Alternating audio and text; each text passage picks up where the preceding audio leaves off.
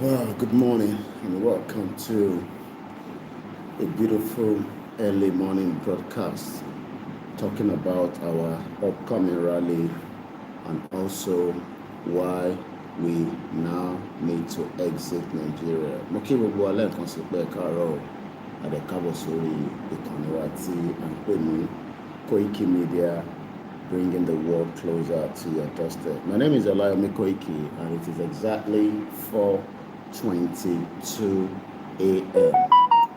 níbi tí a ti ń gbé ìròyìn jáde tá a ti ń bára wa sọ̀rọ̀ nípa àwọn ọ̀pọ̀lọpọ̀ ìdí tí ọmọ Yorùbá ṣe gbọ́dọ̀ kúrò láàrin Nàìjíríà. The Yoruba exit òun ló jẹ wá lógún. You cannot restructure Nigeria. It is too late to restructure Nigeria, and the only option now is for us all to fight and demand our right out of Nigeria. So as you're coming in, Ebawa Matuma share program wa Kia Bawa Bowale share button. As we go in, let's listen to this. I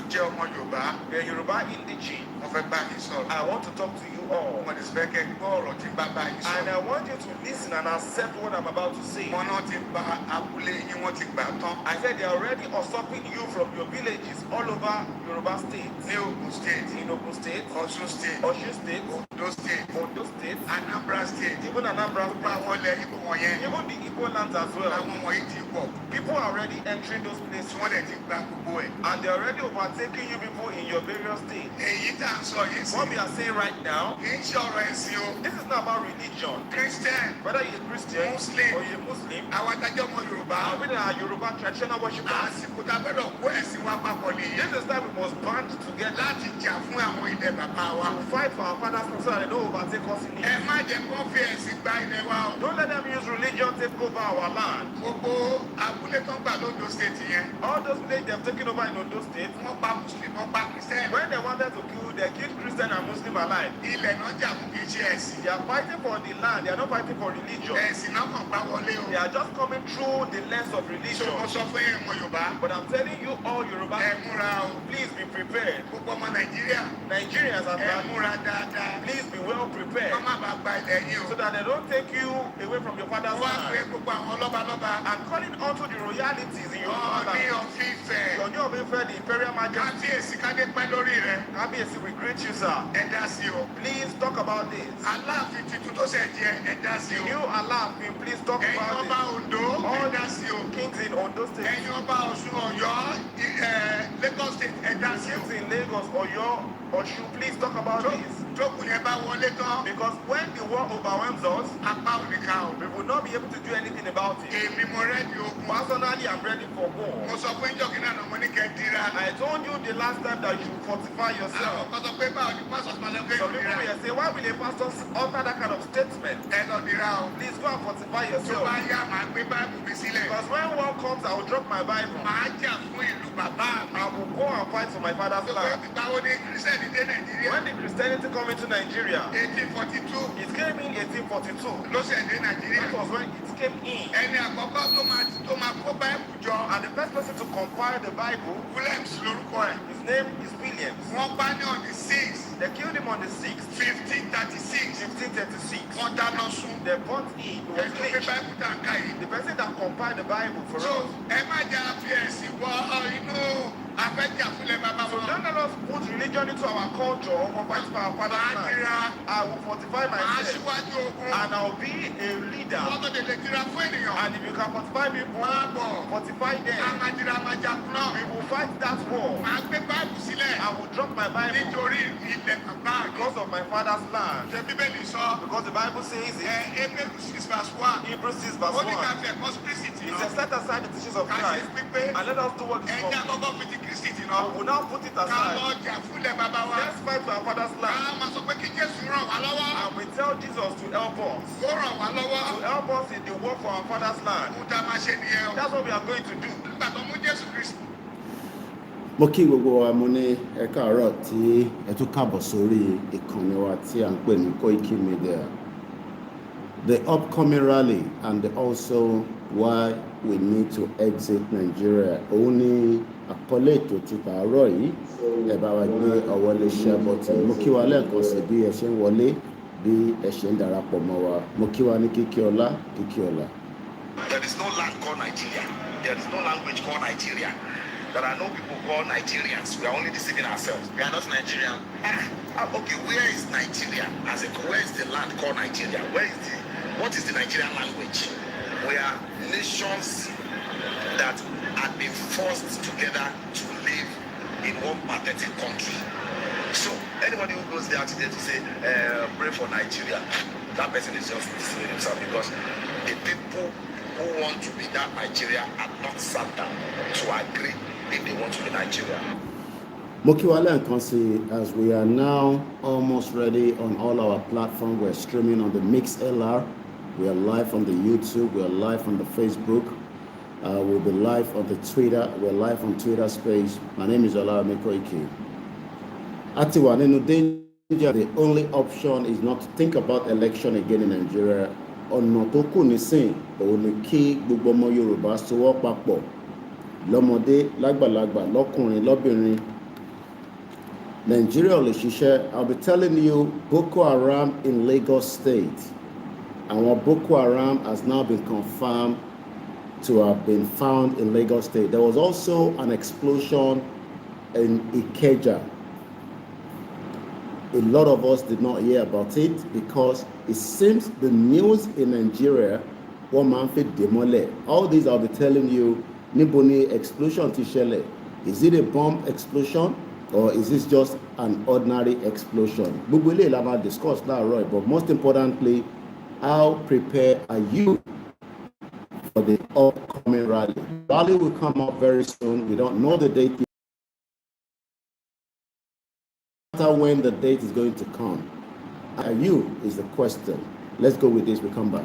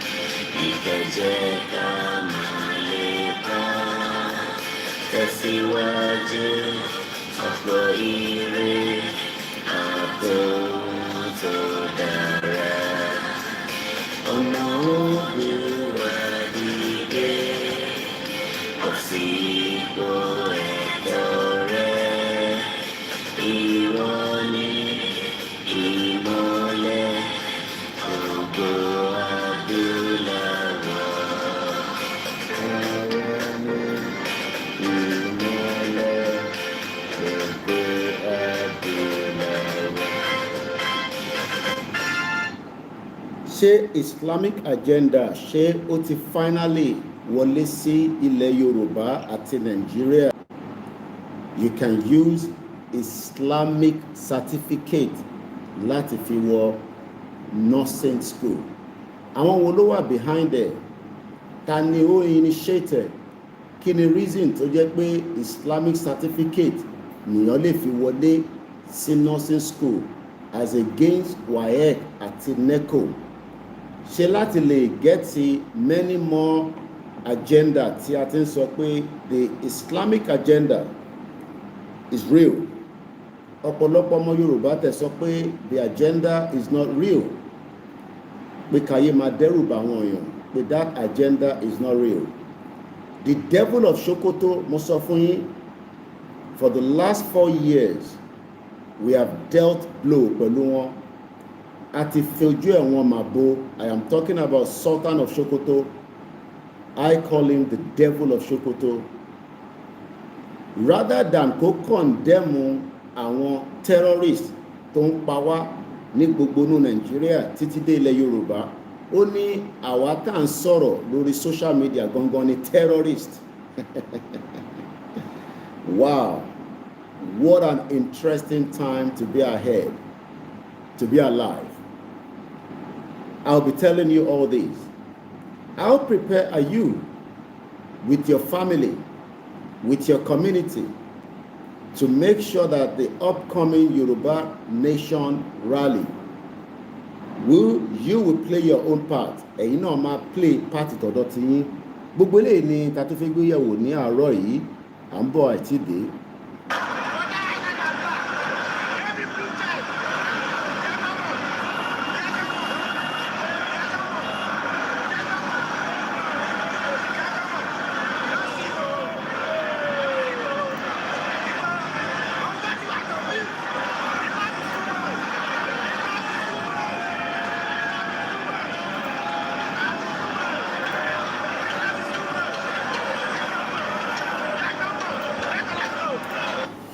Is Nigeria the most dangerous country in the world? Another video has surfaced on the social media by two Dutch that are traveling across the globe. Mo ṣe rí video yẹn lánàá for the very first time. The video was uploaded only 3 days ago. I guess èmi máa jẹ́ kó pé 4 days. Àwọn couple méjì that have decided that they want to travel around the world with what looks like a very gigantic vehicle. They are traveling from one end to the other. I'll be telling you a little bit more about them. Their YouTube channel is called Live to Travel. They have entered Nigeria and they have left Nigeria through the other side going into Cameroon. That shows me they traveled a long distance from wherever they joined into the country, whether from Benin Republic, which I suspected, and then headed. Nítorí pé wọ́n jẹ́ òyìnbó, each time they were driving through almost all the security checkpoints, wọ́n kàn juwọ́ sí wọn pé okay, òyìnbó pẹ́ẹ́pẹ́, lúkúlúkú pẹ́ẹ́pẹ́. They were not stopped. Àwọn yẹn gan were shocked that nobody was stopping them. Tó bá jẹ́ pé àwọn náà wá ṣe jàǹbá fúnlẹ̀ Yorùbá àbí nínú Nàìjíríà tí wọ́n rán wá láti ta, you might look at them as just a couple that are traveling. These are the same way táwọn òyìnbó fi wá in that century and took advantage of a beautiful land and destroyed it by giving us Nigeria. They traveled through a very long road network. Tẹ́ bá wo gbogbo títì tí wọ́n record, ẹ máa sunkún pé ṣé inú Nàìjíríà tí wọ́n ṣe ń sọ pé máa ṣiṣẹ́ lélẹ̀. Anything after Lagos and Yoruba land, gbogbo ibi tó kù is as dead as nothing is happening there. We'll cross over to Cameroon where they continue their journey. The video has now been watched by over 87,000. Oh, apparently 3 weeks ago was uploaded. I thought I saw 3 days ago. So when I was watching it yesterday, I was focused more on the video itself. The video is not a long one. I will give you the directive where you can go and watch it. It's just under 30 minutes. 30, 29 minutes, 50 seconds. And the title of the video on their page says, Nigeria, the most dangerous country in Africa. That means people to call Yoruba no more. But we know that Yoruba land is the most beautiful country in the continent. But one, ilé sọ pé Yoruba land is the most beautiful country in the continent since I refused. Àwa tí ẹ̀ ń sọ pé ẹ fi kúrò nínú Nigeria, you would always be enclosed together with Nigeria. The more tó bá sọ pé Nigeria nìyẹn, the more we are putting Yoruba land in danger with Nigeria. We know that Yoruba land is not dangerous if we can control our government, be an independent country. We will be able to fix all the problems, and Yoruba people might not have to travel around the world for other reasons apart from holiday and holiday or probably a visit to any country of your choice. Oh, níṣẹ́ máa sọ pé o fẹ́ towó jọ láti lọ ra travelling kan tó máa gbé lọ sílùú kan tó ti máa lọ máa ṣiṣẹ́ wàá tún ṣe máa send owó padà wá sílé. Mo sọ fún yín pé this is your stop when it comes to international news. These are too Dutch. I have gone to look at the comments. Mo struggle láti lè understand in ton possible because nínú comment section tí mo kà, almost everything has been from their own language, which is Dutch. Because I believe this couple are from Denmark, from the investigation on their page, and the language they are speaking, I guess, is a Dutch, and I can do a translation quickly with one of them. So there's a lot to discuss. You do not want to miss this program. Soon. Later. I have just woke up and the work starts anytime. Most of you, we are in danger, but most of you always tend to say we are not in danger, everything is fine and easy. This is the time that we need now to rise up. Now, èdè tí wọ́n fi ń communicate yìí, àwọn ará Denmark ni wọ́n. Mo kí gbogbo ẹ̀yin èèyàn wa tẹ́tí darapọ̀ mọ́ wa. Níbo ni ká ti kọ́kọ́ píkẹ̀? Ṣé ká kọ́kọ́ lọ sọ́dọ̀ àwọn òyìnbó pẹpẹ, lúkúlúkú pẹpẹ? Because most of us, we love òyìnbó people. Tá bá ti rí wọn báyìí, ara wa máa gbọ̀n. Àbí bẹ́ẹ̀ kọ́? But a dúpẹ́ pé people like us eventually live with them for 27 years.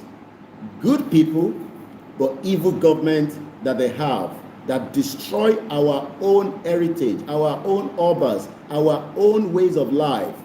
Whereas, what told you to do pamo? And this is why we're going to also destroy that empire that Britain created. It will be destroyed so that we can rebuild the Yoruba land. Toba Madija, I have told you, I don't give a toss.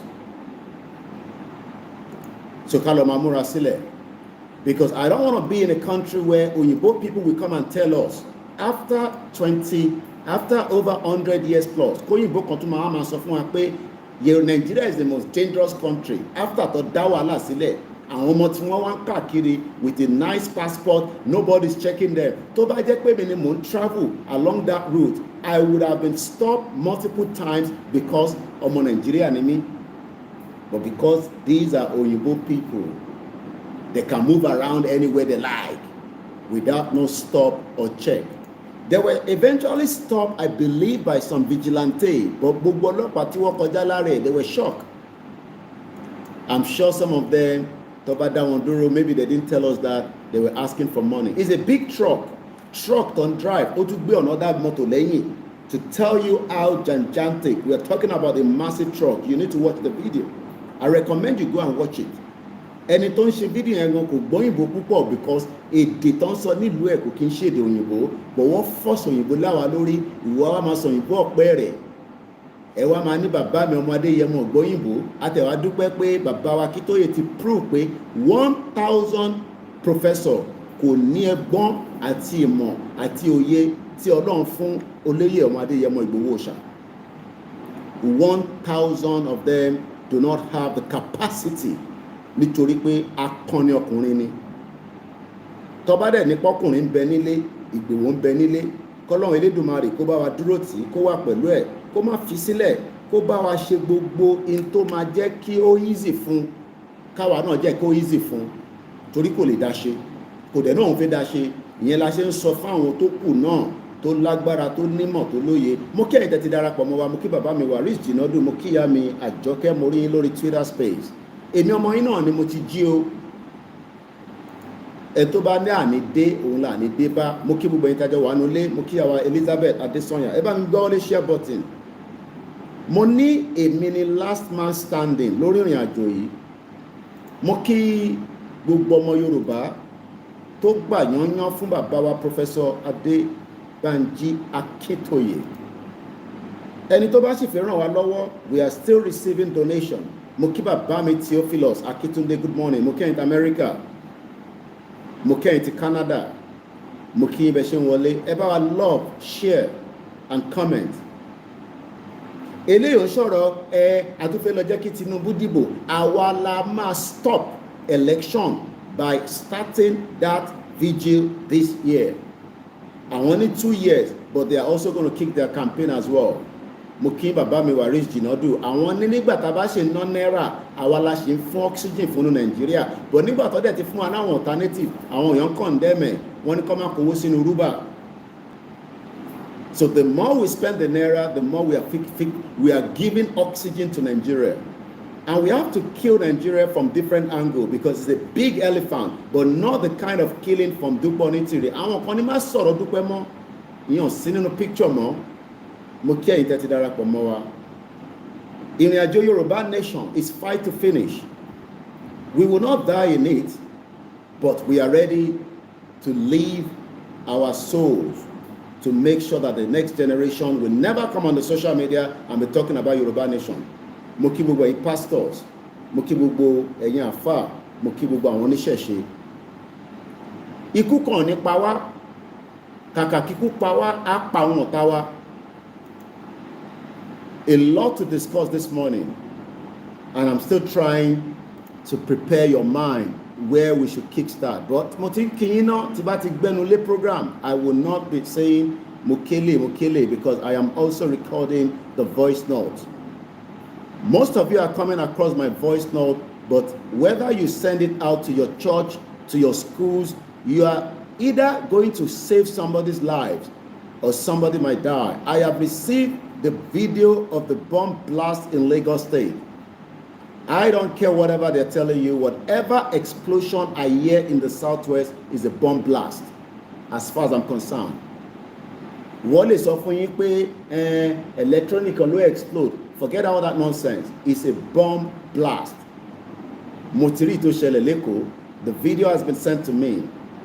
I didn't hear about it. How come I missed it as well? I don't know. But I've eventually come across it and I'll be telling you what I have seen so far. Nigeria is literally bleeding. Bleeding. If you have not seen how Nigeria is bleeding, you must be a very wicked individual. Mo kí bàbá mi Stephen Idowu, mo kí bàbá Moses, mo kí ẹ̀yin tẹ́tí darapọ̀ mọ́ wa. Please share the program, very, very important.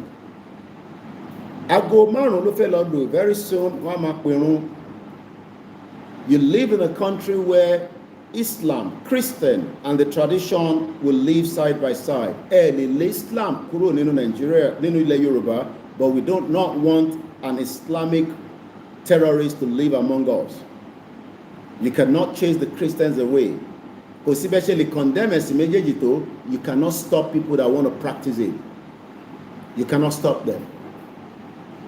It is entirely up to people to practice what they prefer. Mo fẹ́ máa rúbọ ni, mo fẹ́ máa bọ̀gún ni, problem tèmi nìyẹn. Mo fẹ́ lọ máa kírun ni, problem tèmi nìyẹn. Mo fẹ́ lọ sí church ni. Our problem is Nigeria, and that country needs to go down. Mo kí in-law mi. So let's go back to the video that I watched because I want to start from there. Ṣé lóòótọ́ ni Nigeria is the most dangerous? That is how they put it out there. I will share the link in case you want to go and watch that video. But about the type, Nigeria, the most dangerous country in Africa. A video was uploaded by a YouTube channel called Live to Travel. And woman travel káàkiri ni bí ẹṣọ ní wò límọ̀. I wanted to do something like that, but I've been locked in the last 5 years in the movement. So that means traveling like this has been very difficult. Like I said, I will leave calling your names because I am recording right now. When I watched the video, headline yẹn ló jẹ́ kí n lọ wo tí ó wà ní video yẹn. When I saw the headline, I wanted to find out a little bit more. Kí ló wà ní video yẹn? And when I watched the video, I totally agree with the content creator. 100% that Nigeria is the most. As I speak to you right now, I have just tweeted it. But since the people know you tell on Twitter, how do y'all help you? Àti sọ fún wa títí ẹ lọ ní Twitter account, don't pè ní X. We will use that as much as we use all other tools to engage and also make ourselves known. Many news is coming up. I'm watching this again 15 hours ago by Sarah Reporter. Watch Corps commander accuses Nigerian soldier of supplying arms to bandit, enforcing levy, hidden ransom payment. Nigeria is going through a lot at the moment. But àwọn èèyàn fẹ́ accept. Àwọn èèyàn ṣì ń dúró dìgbà tí wọ́n bá bẹ̀rẹ̀ sí ń fi bomb tó fi ń yìn fún yín níbi tẹ́tí lọ́n ṣe party yín. I pity a lot of Yoruba people. Ẹ fi ìpá àwọn táwọn stand sọ yìí. They don't care. I watch a lot of how terrorists kill people in parties, in weddings, in large gatherings, and you that could come in. These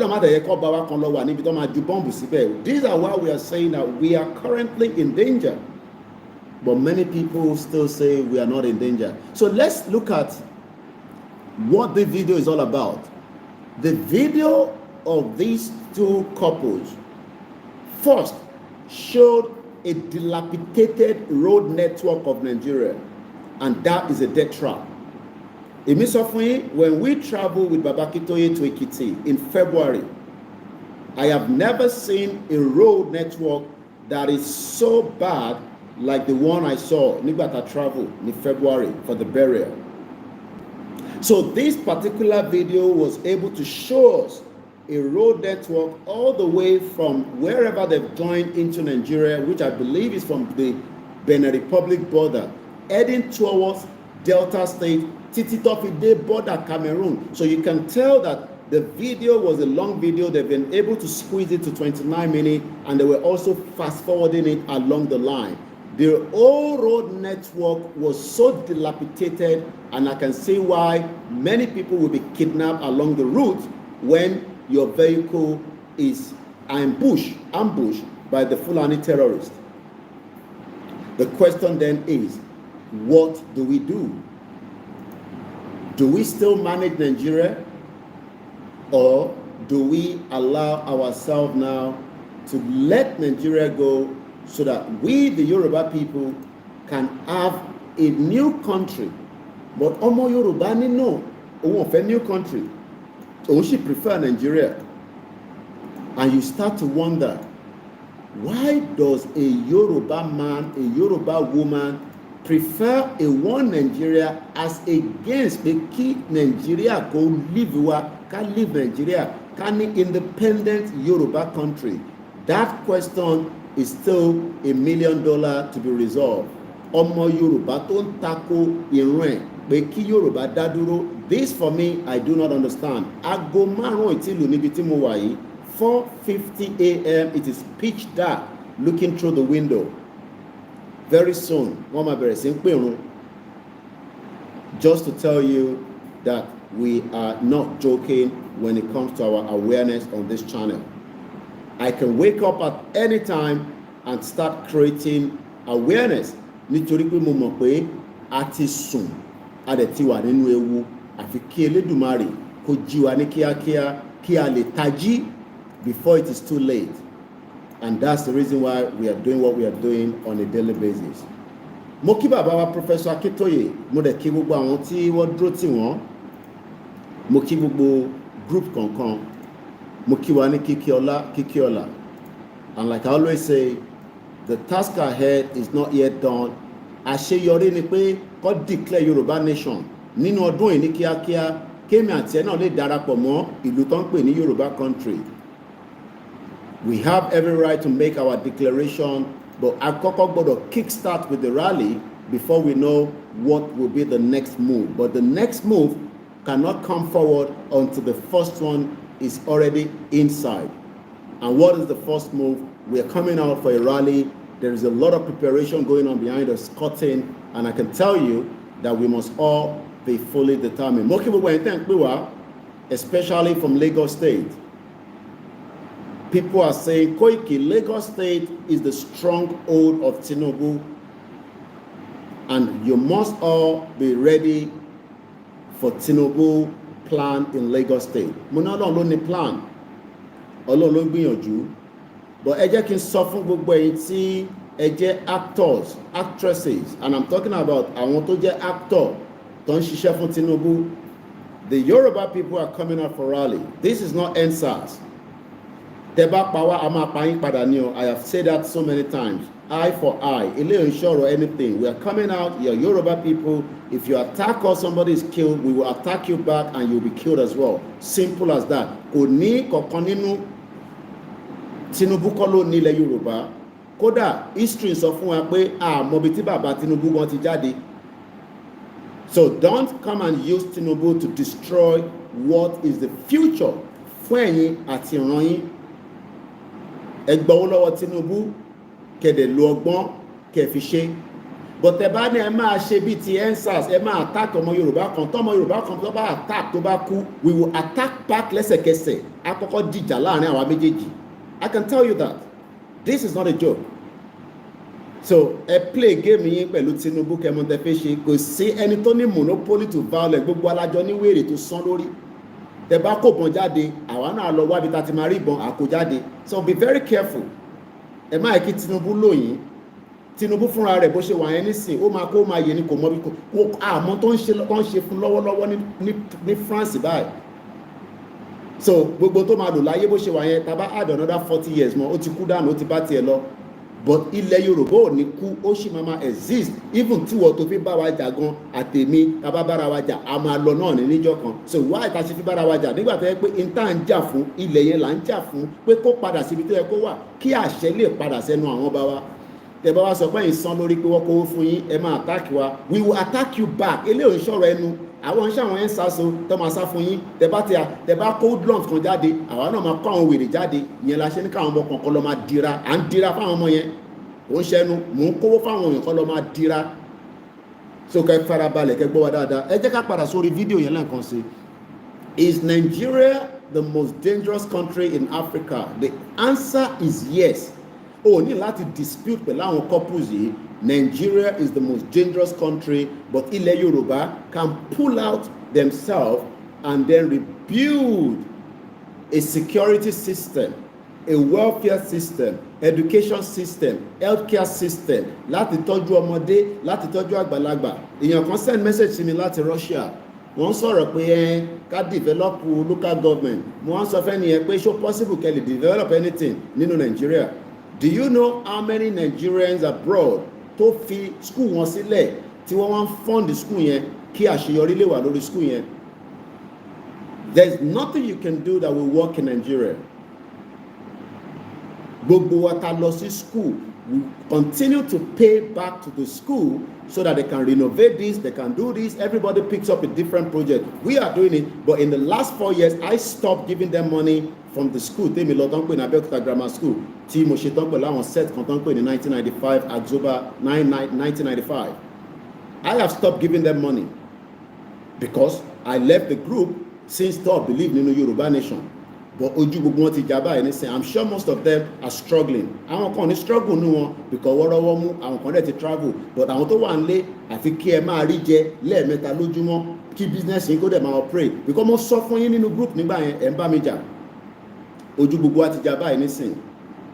That is àwọn tèmi jọ lọ sí school. So èmi ti mú movement yìí as a do or die láti lẹ̀.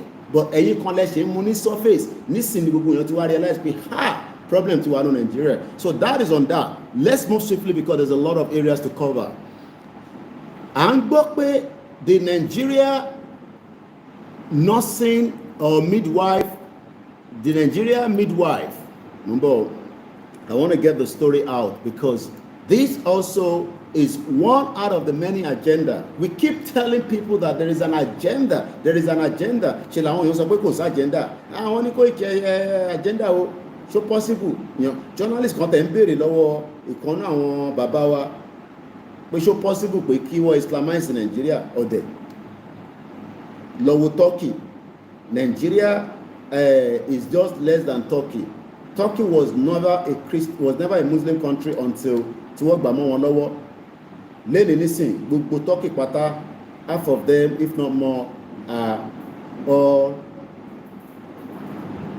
mo ń bọ̀ èmi náà ṣí àlínkì ẹni o kí wọn náà bá ń gbọ́ wọlé ṣí àbọ̀ tí mo bẹ̀yìn ni because ẹlòmíì ò mọ̀ pa wà life lóòótọ́ but tẹ bá ṣẹ̀ fún wọn wọ́n á máa jí wọ́n á máa pàdé ẹ̀ nígbà tó bá jí but nígbà tẹ́ ẹ̀ bá pín so talẹ̀ ẹ̀ expect kó bá yín pín àwa la máa pín program fúnra wa because iṣẹ́ ta gbà nìyẹn mo kí gbogbo alẹ́ nǹkan sí Africa ló ń pè bí.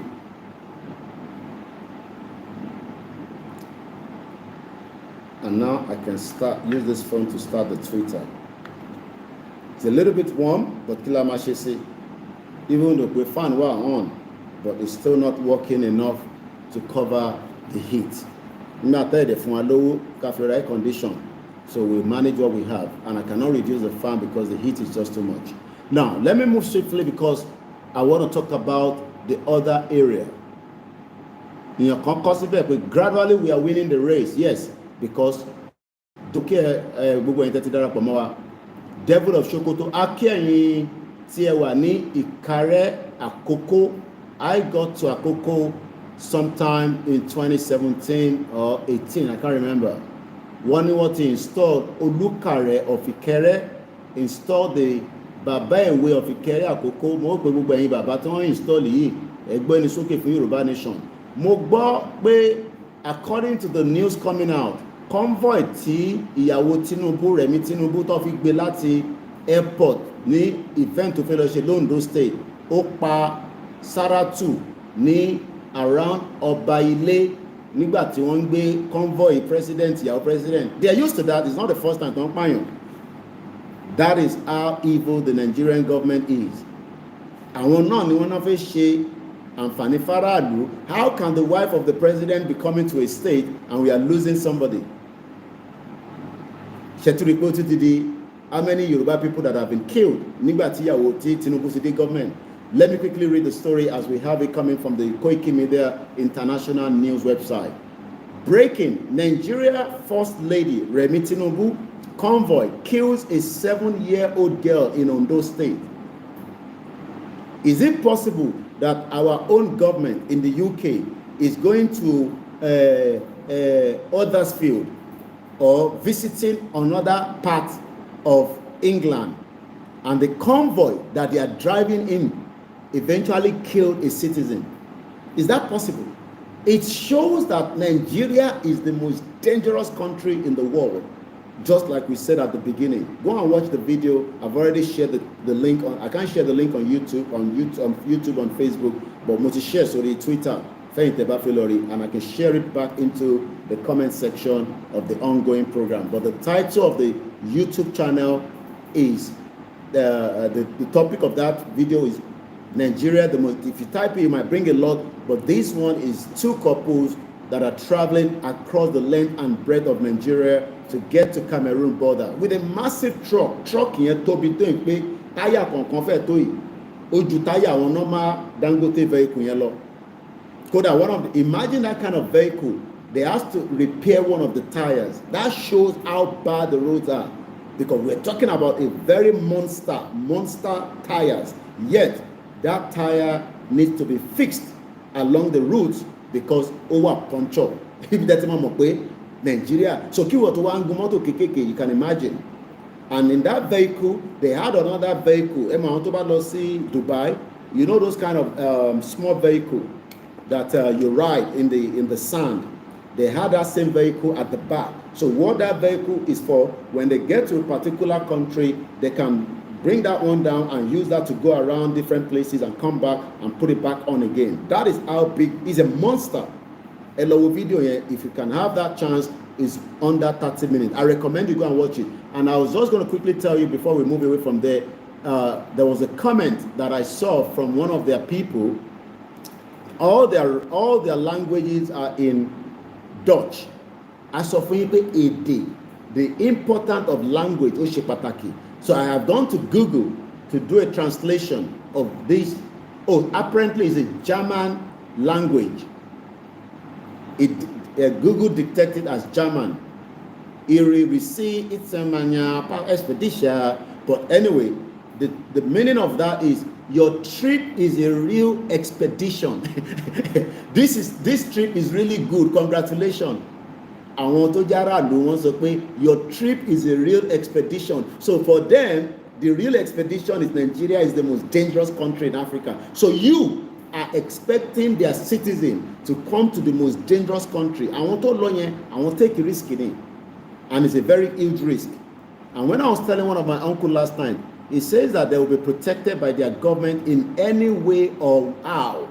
So they were not just traveling, their government is fully aware. So I'm going to talk about more of the comment before we move to the next Tinubu again. Tinubu's wife that killed a young Yoruba girl, 7 years old, in Ondo State yesterday. This one say, hello, you global trotters. Once again, an interesting video. Thank you very much. It is a shame you could do so much with a country. Only it is, what a shame. Look at how a country looks like. You could do so much with it. But how are you going to do so much when it is the same Europeans that destroy Africa, and their family and their children are moving around Africa and telling us today that it's the most dangerous country in Africa? This is the reason why we need to fight all the way through. If somebody have to die, let them die for us to go out of Nigeria. Because if not, many people will still die, and they are still dying because as at yesterday, let me link that back again to Remi Tinubu's convoy that killed a young, promising Yoruba girl in Ondo State. It does not even matter whether it was in Anambra or Enugu. These are human lives that doesn't matter to the monster people that you call your government. Why do they need to drive like a ruffian? Because they are moving a VIP.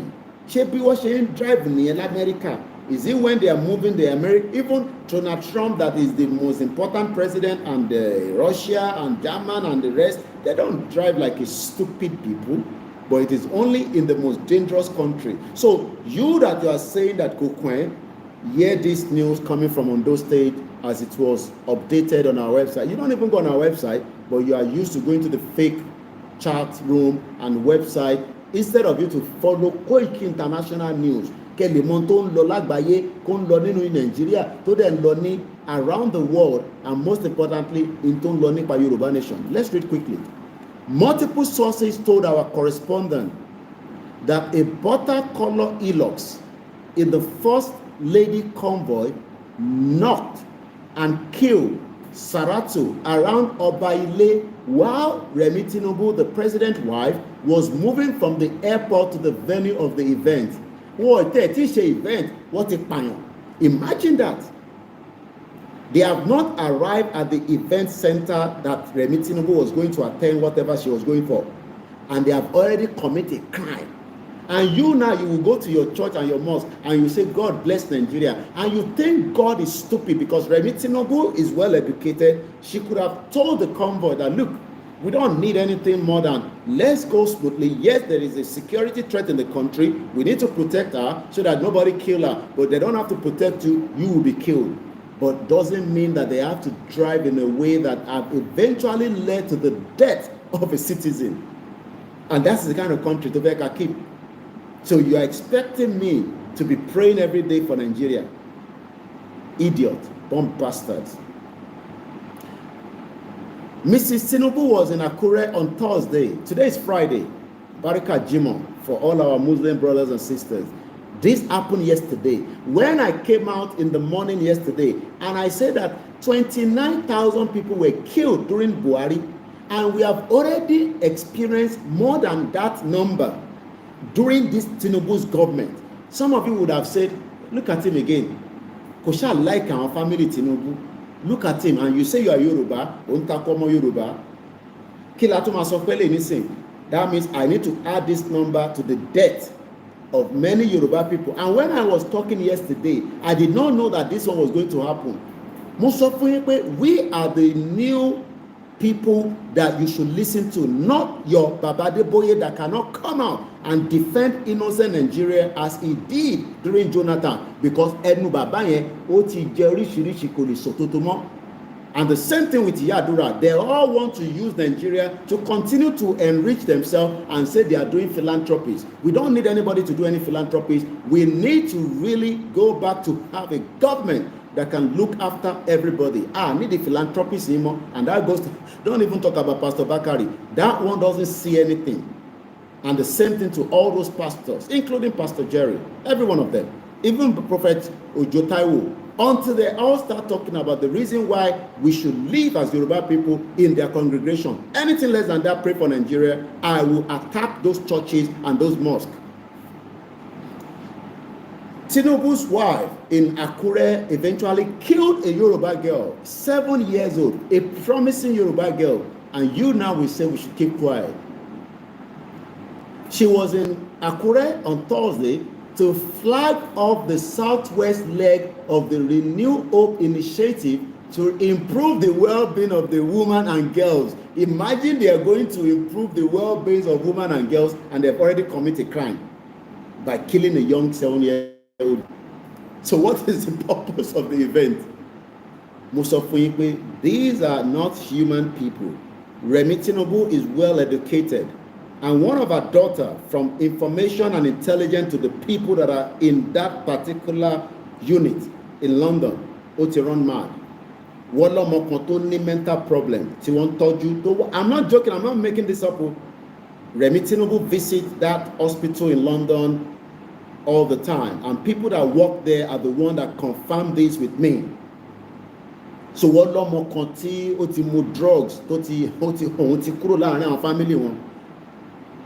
Maybe that's why she doesn't have human feelings. And she's going to attend an event to talk about the well-being of women and girls across the country and distribute no fewer than 10,000 professional kits comprising Crocs and scrub. Kí ló ń pè ní Crocs? Is that not the kind of bata wey people they wear? Most of you, these are not politicians. To nurses, yes, Crocs. That thing way nurse they wear for hospital. So she donated 10,000. Hey, Remi Tinubu. Hey, when I told you that Seyi Tinubu has a house in London, most of you were attacking me. I remember I saw that video. I uploaded it again, and you need to see how they were attacking me. I said, no problem. At least the mother has also made history by killing a Yoruba girl in Ondo State. We will remember this for a very long time. So what is the purpose of the visit? Multiple sources told our correspondent that it was a butter color Hilux in the First Lady convoy that knocked Saratu around Obaile in Ondo State while the president's wife was moving from the airport to the venue.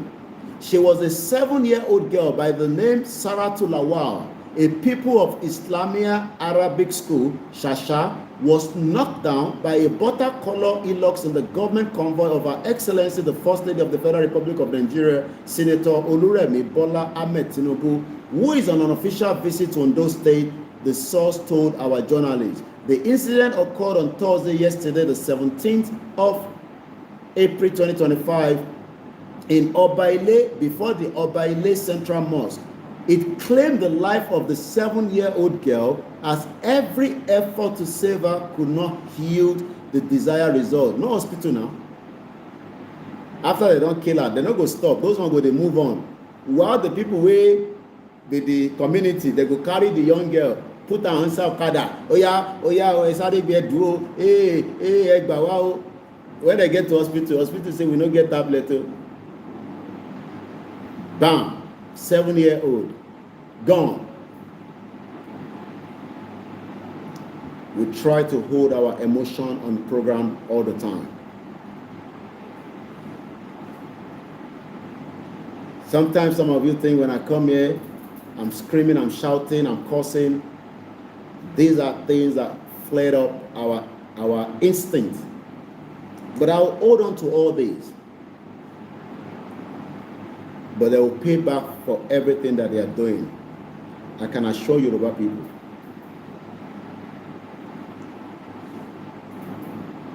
The young girl, 7 years old, could not be saved. She was rushed to primary health care.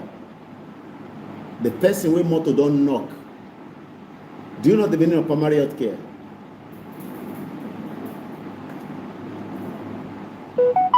When contacted, Malam Lawali, the father of the disease, who is a trader at Obaile Market, said he earned everything to God. You see? No protest, no nothing. God, God that come out with very stupid Yoruba people. Look at them. Stupid Yoruba people. Your president killed your daughter. No protest. We hand over to God. Koikimedia International learned the lifeless body of the child has now been handed over to the family to go and bury her. Awo lọ nìyẹn, òun ti bá tiẹ̀ lọ nìyẹn. Ìwọ tó ń condemn wa. You hear that? So that is on one section, okay? Let's move away from there. There's a lot to cover. Let's go back to, is Nigeria now an Islamic country? Some say it's not. Some say it is. The news filtered yesterday, quickly, that the Nigeria Nursing and Midwife Council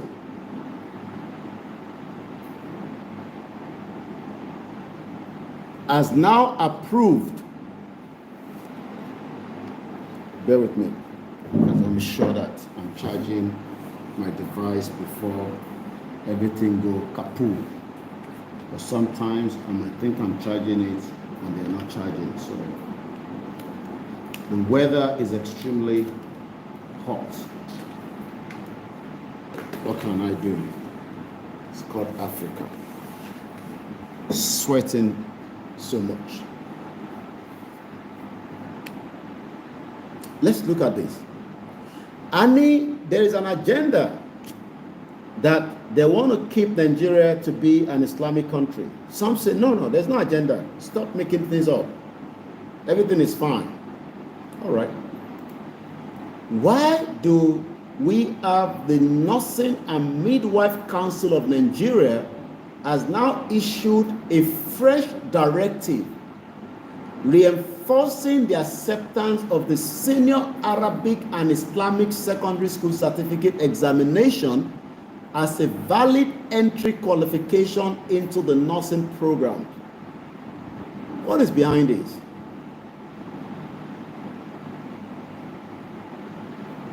What is behind this reason that you have to use a Senior Arabic and Islamic Secondary School Certificate instead of your WAEC or NECO?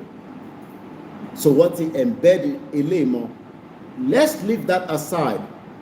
When I saw the news, I just want to know who initiated it, because that is where you have to know the agenda. So I went further and look at who could be behind this, and I'll tell you I found something.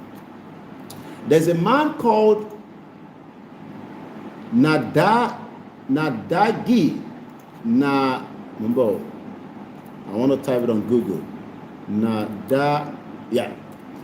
There's a man called Nadagi Al-Hassan. Nadagi Al-Hassan, as of today, according to the news I have in front of me, is a Fulani man, an Alhaji precisely as well, and is the current director of that Nursing and Midwife Council of Nigeria. Is it adding up? You want me to complete it? There is a certificate you can use now to enter nursing. It's an Islamic certificate. The director, Nafula Niman.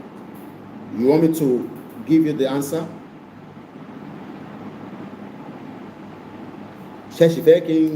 She answer for you about you.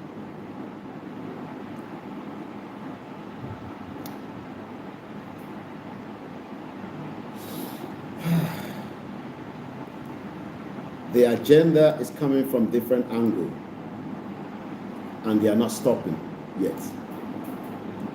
It's entirely up to us to push back and stop them. If otherwise, the danger ahead is a big one. Let's go further and look at who this man is. He was brought in 6 months ago, according to the thread that I've just picked up. Congratulations to Alhaji Nadagi Aliazan, the new registrar of the Nursing and Midwife Council of Nigeria. And the only thing he can implement out of many things to help the Nursing and the Midwife Council of Nigeria to make sure that mothers can give birth. We saw a young Yoruba man that lost the wife in Lagos State because they couldn't get 500,000 naira. The man said, I saved money, but it wasn't up to 500,000. I only saved up to 100,000. They got to the hospital rejected and said, no. Your wife no get blood. You see, when I was donating blood in London, some of you were asking why. Because we donate blood so that our blood can save lives. But how you go donate blood? You where you never chop. Tobaniki wa donate blood because as much as you want to, you do not have enough fluid inside for them to extract the blood. So people like us, we are getting email constantly. While I'm around here now, they're sending email that they can book a slot for me. They need our blood so that they can save somebody's lives. So they go to an hospital. The hospital should just say, okay, quickly, run a test. Run that test quickly. Oh, this woman needs this kind of blood. Oh yeah, go inside the blood bank. Open it. Oh yeah, pampa, put the blood there. Hospital say, no. Ẹ má gbé dúró síbí báyìí rárá. Ẹ má gbé dúró síbí báyìí rárá. Oh yeah. Okay, understandable. The hospital doesn't have the blood. Can you help us with an ambulance to move this woman to the next hospital in Ekpe? No. We don't get petrol for our vehicle. I'm just making this up now. But they could have helped with an ambulance. Because with an ambulance, two things the ambulance does is it clears the road. It makes the next person that is driving in the front and the back that there is an emergency. That is the purpose when the ambulance is coming, people are moving away so that ambulance and get quickly ahead. But when you are driving your normal car with a pregnant woman and you are praying that God, don't let this woman die, and you are inside a traffic, the chances is very slim. The woman died. This is what this man should be fighting for as a new registrar. So all he's fighting for now is let there be an Islamic certificate to be used to enter. So I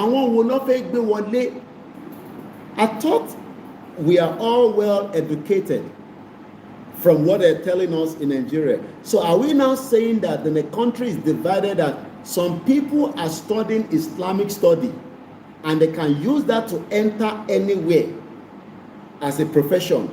Okay, Ìṣẹ̀ṣe people, is it possible you start issuing certificates to some of our people and allow this same Fulani man to accept Ìṣẹ̀ṣe certificate to enter nursing school? Is it making sense? Because this is not about Islam. It's about an agenda that they are preparing from all angles. This is why Tinubu is in office. Because Tinubu is not saying this now, but I can see it. And we told you that Tinubu ba Shetan, that agenda will more continue. I pity us if we do not make all effort to exit before Tinubu in 2027. If we do not exit, I pity every one of us. The danger is just becoming bigger.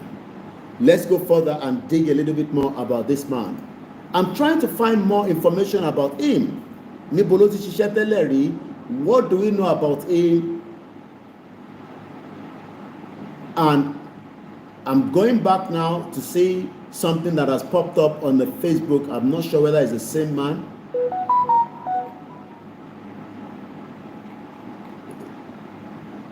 This one says a teacher. I don't know whether it's the same man, but let me be very sure because I don't want to give you. And I've seen the picture. Okay, I think I can go to. He has a LinkedIn account. Let me see if my laptop brings my LinkedIn up. Okay, so let's take a look at his LinkedIn. Let's see how or what we need to learn about him. Not much. Not much. Okay. National Open University of Nigeria, Bachelor of Science, 2006 to 2011. National Open University of Nigeria.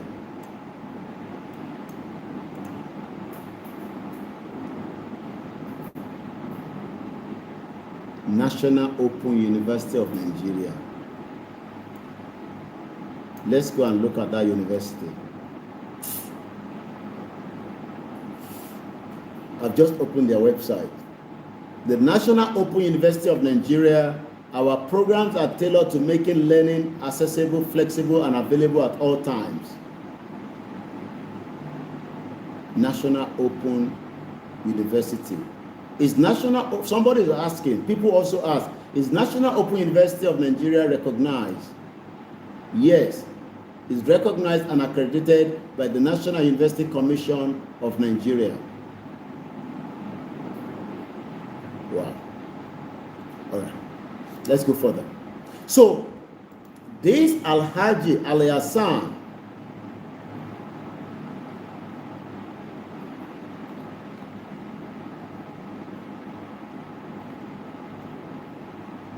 became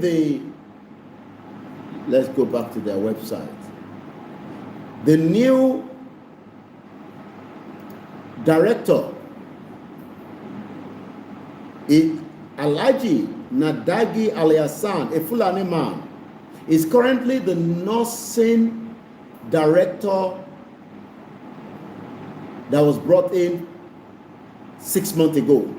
But the agenda of allowing this certificate from the Arabic to be used is not for Nigerians. Let me bring that to you up to date.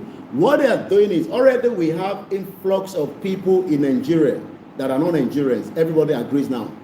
So it is very easy for someone that is coming from Mali or all these Sahel that have Fulani to embed quickly.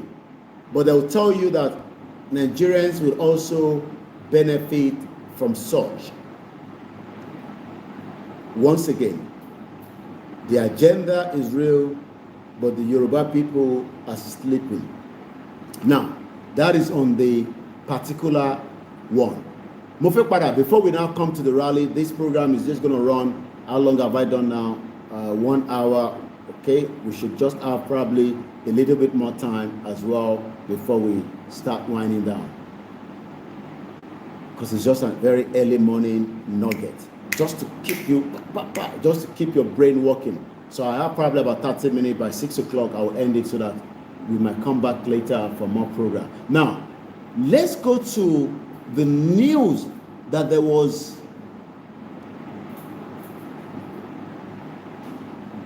yesterday. I heard that the cash and carry in Lagos State, there was an explosion. Cash and carry, Lagos State.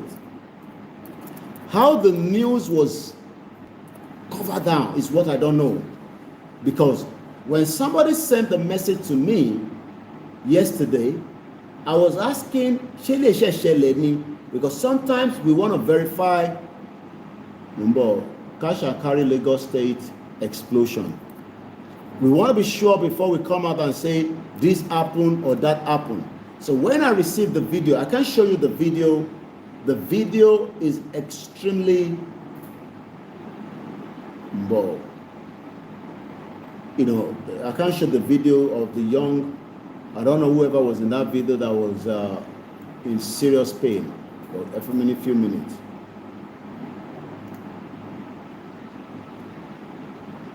Remember that we talked about the explosion in Lagos State, in Idiaraba. Okay.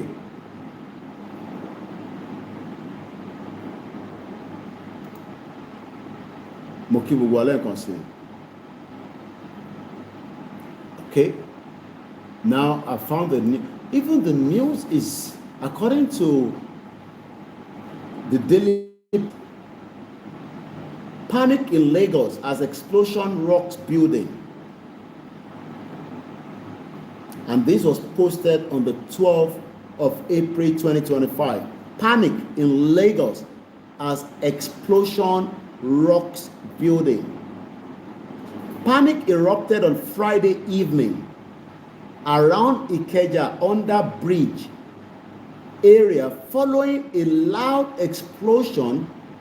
I think I talked about this. I think I did. Remember we talked about it. I did. I remember. We talked about it. But I didn't get a video of that explosion. So video, you know, sometimes people record the video on their phones, and sometimes they are not sending it out as at the time the event happened. Yes, somebody confirmed that I did. I talked about it. I talked about it because I was talking about it that it might be somewhere within the computer village. But now, the information says it happened beside the cash and carry store on Kodasho Road, inward Awolowo Way. The blast, which occurred around 6:30 p.m., shook the surrounding environment and sent residents and passers-by fleeing in fear. This one are for Lagos. No problem. According to eyewitness, the explosion was caused by solar inverter that suddenly blew up. Let's agree and work with that direction. Solar inverter. The person who won't kill somebody, what are they going to use? They can use anything. Think about that. The person who won't attack and kill person, like Fulani terrorists, they will use anything to do that attack.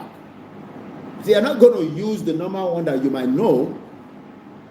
And I'll give you an example. Pakistan witnessed a train attack. It was a bomb blast. The train was coming. The terrorists were waiting. As the train approached, boom, it exploded. So when terrorists attack, they are not just using guns. They are using multiple things. Now, let's break it down. This is the one that happened on Friday last week, which is about 5 days ago now. In Friday again. So we're talking about 5 days ago, somewhere around there. The explosion was caused by an inverter that blew up. According to the Lagos Fire and Rescue Service is already at the scene. There has been an heavy traffic in the area. People were seen running in panic. So no one died. But we are trying to stop the death of Yoruba people and non-Yoruba people across Yoruba land. But you're telling us to shut up and fuck off. That's what you're telling me all the time. You shut up. How will you be the one to come and tell us, this? So, panic. So you can be running helter and skelter just for small. Okay, let's just go in line that it's not a bomb explosion. So just for small, small blast that go like that, everybody did. Remember the bomb blast? Or remember where I think when Obasanjo was in government, I can't remember, the year exactly. But I want to more that there was a I think it was a military barracks that had explosion going and everybody was like thinking Nigeria don't end. What we are saying is that there might not be an attack in Lagos State or any other state, but consciously we must prepare our mind for it. But anything disagree because why are you running? One is it was in 2021. Somebody is just confirming that one was in 2021. Momolore. We are not here to scare you. We are telling you that there is danger on the Yoruba land, and now that danger is visibly. Tele bí àtòrí ẹ̀rí. So why is everybody panic? Why kí ló dé dẹ̀ ń sáré? Ṣé aṣọ ọ̀pọ̀ 2021 ni? Ẹ bá wa make sure to be sure before we communicate to delete it. That one was also in Ikeja. Okay. Ikeja, you know, Shani. I remember 2001. It was 2001. Okay. Come on. But when Obasanjo was in government, this happened. Mukiba Bami Sun Odu. And thanks for the super chat. If you any super chat, you cannot give me on Koikimedia. You can only give it to us on our backup channel, which is called the WD76. Ekwadroti. And thanks so much. I want to buy our credit to 2 of our phones at equivalent of 12,000 naira each. Modupe Feniteshin contribute. I will be sending money for them to buy a little bit more walkie-talkie today. And we hope that we can still buy more. One in 2001, yes. Mommy, I think go down to 2001 or fake 2021. But what he deletes here, 2001, not 2021, because Obasanjo was in the government as at the time. See, I was showing. So thank you very much, Momolore. And let's speak on the comment that came with the super chat, because Oba Wode, so that we can appreciate everyone. Money because Moshife Padawa again, and I just want to go and relax for probably, and then we'll come back out. But Bisheji, I was going to come out yesterday, but I was tired. I'm sure you can understand the weather, the heat, but again, we still have to do what we have to do. Babawa Sunodune, one Nigeria is a cause to anyone called Nigerians. Now, let me summarize quickly. There's a YouTube video. I'm going to share the link. I won't share it on Facebook because Facebook doesn't like me sharing a lot of link on our comment section. But the Intebafe will link here. Sorry, Twitter or Tonkwini X. But I can share it onto the comment section right now. So this video it's just 29 minutes. You can sit down, you don't have to watch everything, but I was able to watch it. These are couple, and I'm summarizing now because I'm going to wind down. But before I finally wind down, I'll be telling you about the night vigil, which we call our rally. How long put me any time here? At exactly 5:35.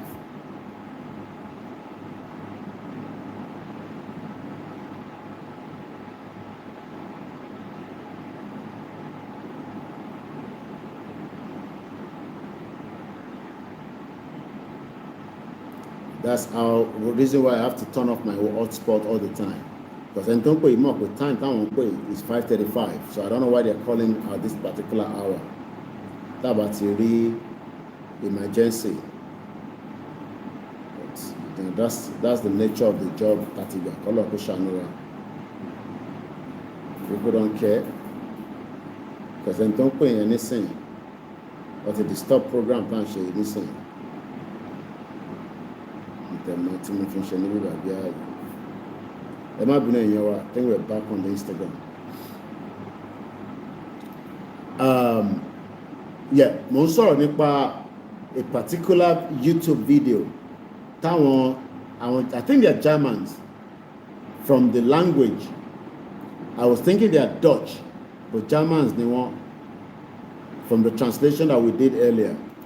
What source in the video is a video that they travel around with a monster truck, and they've been able to get to Nigeria 3 weeks ago. The video has been watched by 87,000 people. Those 87,000 will not ever visit Nigeria. That is number one. So if you're expecting tourism in Nigeria, not from these 87,000, I found we can't take a risk. The title of the video says, Nigeria, the most dangerous country in Africa. We talked about that. We talked about Remi Tinubu's wife that killed a 7-year-old girl with a convoy that she was driving in because convoy tá bá ti ń dé city tí bá ń lọ o, ẹ má drive bí wèrè o, ẹ má drive ẹni tó mu drug o. We're going there, we go smoothly, drop me there and take me back to the airport, and I return to Abuja. But a 7-year-old girl was killed while Remi Tinubu was in Ondo State yesterday. The family says, I want it back for long. Killing if you are so. We talked about that. We talked about the nursing in Nigeria, that you can now use an Islamic certificate. Talowa behind it, in the investigate. I realized that there's a man called Al-Haji Nadagi Al-Yassan, a Fulani man. 6 months ago, he was employed, he was given that position as a director, and is the one that has now authorized with immediate effect that they should accept an Islamic certificate to become a nursing sister or midwife. We are looking at Lagos State while people are panicking. I talked about this, I remember now, but I probably didn't go, I think Musomoro Nibati program ni, so I didn't really go in depth on this explosion. But Idiaraba anymore emphasize more. So if we look at Idiaraba as well, because we're ending the program very soon, in Idiaraba, Nimushin, there was a grenade explosion. There was another explosion. So Tabawo, that one they didn't dispute it. Police declare Idiaraba Mushin area safe after explosion. So this explosion that we are getting in Lagos State, this one was 2 weeks ago. Killed 1 person, injured 3 people. This is a military grenade.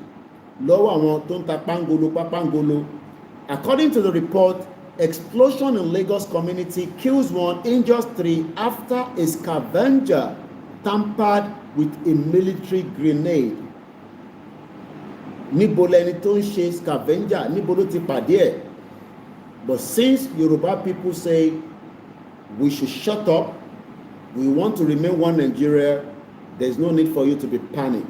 So I guess I've covered the areas that I wanted to talk about, just to keep it on record that we did so.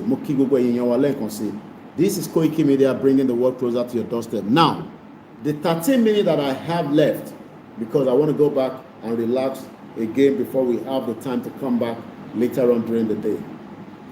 That is now going to talk about how prepared are you for the rally? Kini murasile tẹ̀yin? How prepared? On a scale of 1 to 10, on a scale of 1 to 10, how prepared are you for the upcoming Yoruba Nation mega rally? How prepared? 1, are prepared enough to, but we can go and prepare. 2, we are slightly preparing. 10, we are fully prepared. 9, we are almost there. 8, you need to decide that within your own network of people within Yoruba community. And when I say how prepared, it goes also to we the diaspora and those in African country and wherever we are, including in Yoruba land. Kí ni ìgbáradì tẹ̀yin sílẹ̀ fún the Yoruba upcoming rally that is coming up very soon within Yoruba land, across villages and cities? Kí ni ìgbáradì tiẹ̀? Kí ni ìgbáradì tèmi? That, I think, is what we need to be looking into on a daily basis. What role will you play? And how effective are you going to play that role? Are you going to play that role to the satisfaction of your people? Are you going to play that role to make sure that you will not want to feel liberate in rain? Or are you going to be the traitor to try to make sure that with a cup of tea or cup of granite or a box of gari, don't take this gari, I purposely have it on the table because I am a Jebu man and that is what we love so much. Ma fi gari fi ta irun ẹ. Don't sell your people because of peanuts. Whether you do so or not, we will still exit Nigeria. Whether you do so or not, Yoruba will still exit Nigeria. It is our fundamental right, and we will continue to stick with that word. Our right will be respected, and we are not doing anything against the laws, both the local law, the African law, and the international laws. The government doesn't have to abide with what we want, but we will push the door for dialogue. Taba make efforts from you to have it at the back of your mind that we need to push it for us to have what it calls a dialogue. Because we have asked Tinubu last year with a letter officially to the government to dialogue with us, and for 1 year, Omakbe 1 year, in the next 4 days, in the 18th April 2025 at exactly 5:43 a.m. from Africa Koikimedia. In the next 4 days, it will be exactly 1 year that we communicated officially to Tinubu, and since he has not engaged us, Baba Akintoye has now authorized that the rally would have to come out officially without anybody asking us to stop until the government of Tinubu and our own negotiating team. We do not have a government yet. Why are you calling me? Kí lẹ ń pè mí fún mo wà lórí program, and you're calling me at exactly 5:30. Ẹ ká máa wo time tẹ́ bá fi pè wá. Tó bá urgent, ẹ send message. Tí bá wà lórí ìyàwó mi náà bẹ́ẹ̀ ṣe máa pè mí nìyẹn. It's unfair. About Yoruba Nation, I need a privacy as well. And I'm on the program and you're calling us. I'm not taking any calls. I got calls. So, what I'm trying to explain is that, very important. Come up with rally LA. Force government. Exit. And part of that means that the government will want to push us back in. That is the first thing the government wants to do. When the government knows that we are out on the street, they will send people to come and tell us, okay, Atigbon content so Ejekalo Joko. We will not listen to any government official until Baba Akintoye can confirm that there is a serious negotiation going on that would lead eventually to our exit. Anything short of that, we are not going back in. So this is not a one-day event. How prepared are you on a scale of 1 to 10? Because we're coming out. It's not a day event. It's not a week event. It could run into months and years. And I say years because if the government continue not to want to negotiate, then the next move is in the hands of our leader. I don't know what the next move, but I can tell you that the next move must lead again back to our final exit. So we are going to start with the rally officially. And what is the rally? Our demand. What is our demand? Self-determination of the Yoruba people to exit Nigeria that has campaigned rigorously without violence for the last 5 years. Kosibi contontly pinpoint that the Yoruba people have attacked the government institution, that the Yoruba people have killed anybody, the Yoruba people have destabilized Nigeria, but we are coming out without any of such again, but with a demand to exit Nigeria. So you can see that it's a big task. No,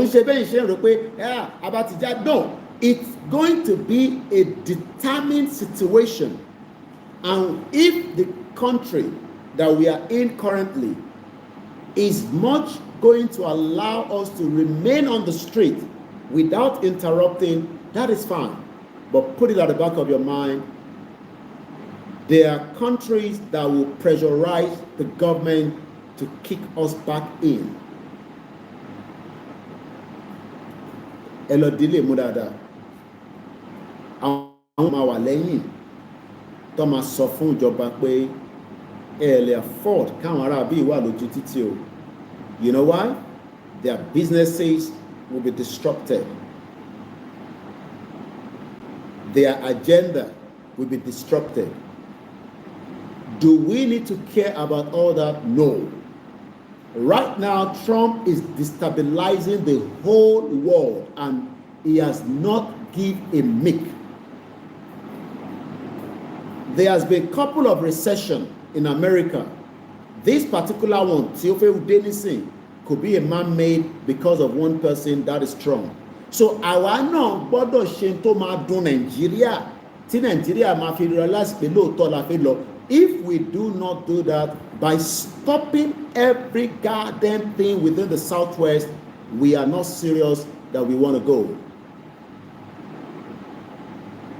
So this is a serious situation that you must prepare your mind, souls, and body. You got to know what you're doing.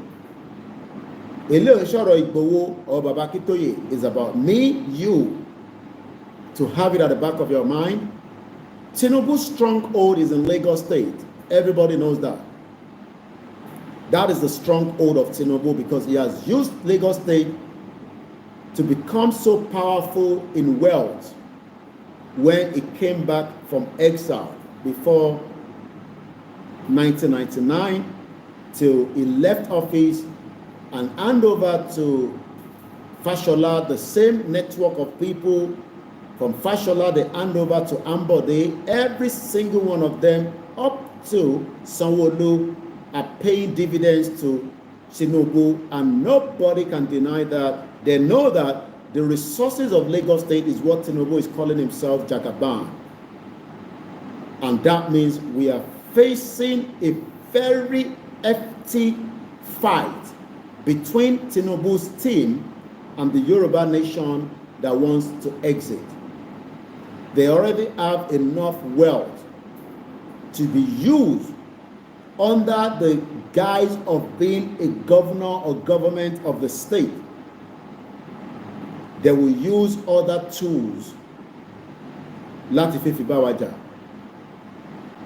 You, within your groups, needs to go back in a round table and start thinking what you will do if things goes the other way around.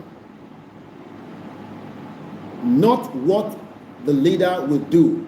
You now I'm talking to, and I have not said anything more than think about what you will do, and you should be smart enough to get the message. I will not go further more than that. My name is OLAYOMI KOIKI. A very good morning from here. From me to you, Yoruba land will be free from the bondage of those that wants to hold it without allowing us to be free. Ọlọ́run Elédùmarè á tì wá lẹ́yìn. Àwọn onílẹ̀ ò ní fi wá sílẹ̀. Gbogbo tí a bá ń pè ní ti gbogbo ẹ̀sìn méjèèjì á ṣiṣẹ́ fún wa. Don't think that they are not going to fight back to save Nigeria. We also have to be prepared that we will do what we need to do to exit. And on that note, a very good morning at exactly 5:51 a.m. Hope to see you again on our channel. Stay tuned. Follow us on all the platforms. I'm sorry I cannot help you. We're doing enough to make sure that you can hear me. I am recording on a daily basis when we're out. We are doing streaming.